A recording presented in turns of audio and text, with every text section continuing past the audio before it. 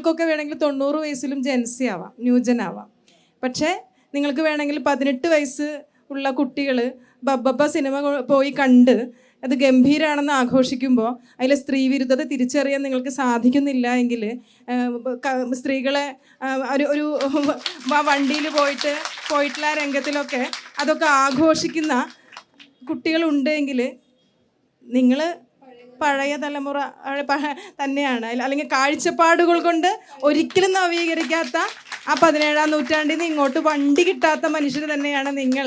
ജെൻസി കുട്ടികൾ ഇപ്പോൾ ഞാൻ നേരത്തെ റിയ നമ്മൾ അവിടെ ഇരുന്നിട്ട് സംസാരിക്കുന്ന സമയത്ത് റിയ പറഞ്ഞൊരു വാചകം എനിക്ക് ഭയങ്കര ഇഷ്ടമായി. ജെൻസി എന്ന് പറയുന്നത് ഒരു കാഴ്ചപ്പാടാണ്, അതല്ലാതെ ഇറ്റ്സ് നോട്ട് അതൊരു ഏജ് അല്ല, പ്രായമല്ല.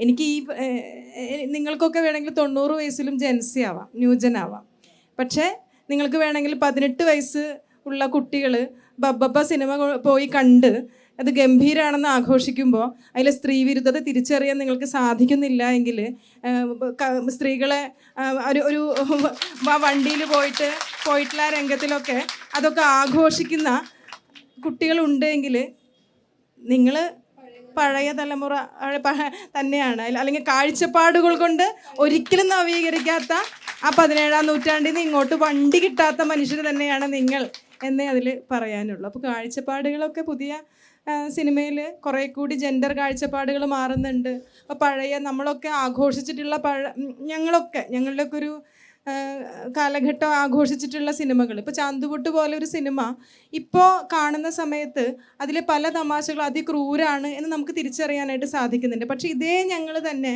ഈ സിനിമ വന്ന ദിവസം ഫസ്റ്റ് ഡേ പോയി കണ്ട് ആഘോഷിച്ചിട്ടുള്ള ഞങ്ങളെ പോലെയുള്ള ആളുകളെ പോലും നവീകരിക്കാനായിട്ട് പുതിയ സിനിമകൾക്ക് കഴിയുന്നുണ്ട്. സിനിമ ഏറ്റവും നമ്മൾ പറയും സിനിമയിൽ ഇപ്പോൾ എന്തോ ആവാലോ, സിനിമയിൽ ഇപ്പോൾ അങ്ങനെ വന്നു കഴിഞ്ഞപ്പോൾ എന്താ പ്രശ്നം എന്ന് ചോദിക്കും. വളരെ ലളിതമായിട്ട് ചില പ്രശ്നങ്ങളെ നിസ്സാരവൽക്കരിച്ചിട്ട് നമ്മൾ പറയാറുണ്ട്.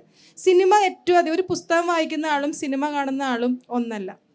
അല്ലെങ്കിൽ ഒരു തിയേറ്ററിൽ ഒരു 3 വയസ്സുള്ള കുട്ടി മുതൽ 90 വയസ്സോ 100 വയസ്സോ ഉള്ള ആളുകൾ വരെ ഈ സിനിമ നമ്മൾ സ്വാധീനിക്കപ്പെടുന്നുണ്ട്. ഈ നടനാൽ സ്വാധീനിക്കപ്പെടുന്നുണ്ട്, അല്ലെങ്കിൽ നടിയാൽ സ്വാധീനിക്കപ്പെടുന്നുണ്ട്. പക്ഷേ ഒരു പുസ്തകം വായിക്കുന്ന ആളുകളുടെ കാഴ്ച അതൊരു സ്വകാര്യ ലോകമാണ്. സിനിമ ഒരിക്കലും ഒരു ജനറേഷനെ തന്നെ സ്വാധീനിക്കുന്ന, ഏറ്റവും ഗുണപരമായിട്ടും ദോഷമായിട്ടും സ്വാധീനിക്കാൻ ശേഷിയുള്ള ഒരു കല.